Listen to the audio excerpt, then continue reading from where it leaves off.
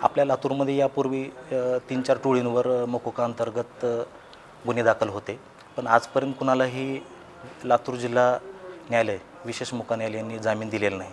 ही दुर्मिळच बाब होती. लातूर जिल्हा न्यायालयाने पहिल्यांदाच सेशन न्यायालयामध्ये लातूरच्याच ह्या 2 आरोपींची मकोका अंतर्गत जामीन मंजूर करण्याची ही पहिलीच वेळ होती. लातूर शहरामध्ये लातूर ग्रामीण पोलीस स्टेशन येथे काही आरोपींवर जून 2025ला 10 ते 12 लोकांवर 307 गुन्हा नोंद झालेला होता.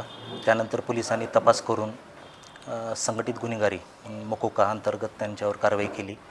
त्या अंतर्गत ॲप्रुव्हल मागितलं आणि मकोका अंतर्गत दोषारोपपत्र दाखल केलं आणि त्यांच्यावर मकोका अंतर्गत कारवाई करून दोषारोपपत्र लातूर जिल्हा न्यायालय लातूर या ठिकाणी दाखल केलं. त्यानंतर मी आरोपीची बाजू मांडल्यानंतर 2 आरोपींचा म्हणजे 5 डिसेंबर 2025 आणि 14 फेब्रुवारी 2026 या 2 आरोपींचा जामीन मकोका अंतर्गत नोंद केल्यानंतर मी जामीन मिळवून दिलेला आहे.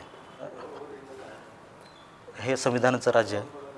त्या अनुषंगानं बघितलं तर माननीय न्यायालयाने ज्यांच्या काही आरोपींवर मकोका अंतर्गत दोषारोपपत्र दाखल केलेलं होतं त्यांची बाजू, सरकारी वकिलांची बाजू, तपास अधिकाऱ्यांची बाजू पूर्णपणे ऐकून प्रथमदर्शनी यावर मकोका अंतर्गतमध्ये गुन्हा सिद्ध होत नाही या कन्क्लुजन आल्यानंतर जामीन दिलेली आहे.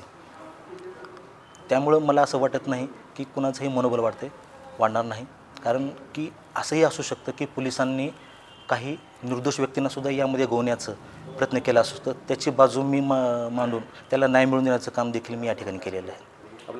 कायद्याचा अभ्यास केल्यानंतर आणि त्यामध्ये आपण पूर्णपणे झोकून दिल्यानंतर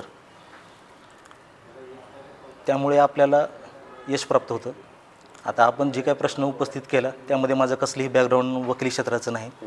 कोणीही माझ्या मागं म्हणजे सिनियर वगैरे असं कोणी नव्हतं आणि माझं बॅकग्राऊंडही तसा घरचं नाही.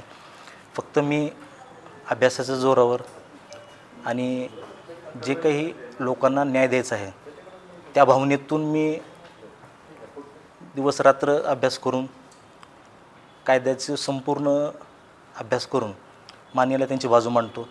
त्यामुळे कदाचित थोडंसं लवकर मला यश प्राप्त झाले असेल असं वाटतं मला. आणि मला आवर्जून सांगायचं वाटतं की आपणही बघितलं असेल काही आपल्या न्यूजमार्फत देखील माझे मागे बातम्याही प्रसिद्ध झाल्या.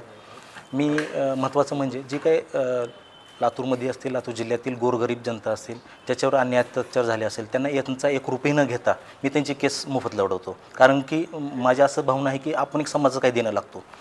त्या भावनेतून जर बघितलं तर काही लोकांना खूप गरीब परिस्थिती असते, त्यांची परिस्थिती चांगला वकील अफोर्ड करू शकत नाही. त्याच्यामुळं मला असं वाटतं की मी त्यांची बाजू मांडावं, त्यांना न्याय मी मिळवून द्यावं. त्यामुळे मला असं वाटतं की समाजाप्रती आपली एक भावना या ठिकाणी वकिलीमार्फत मी त्यांना न्याय मिळवून देण्याचा प्रयत्न माझ्यामार्फत करतो असं मला असं वाटतं.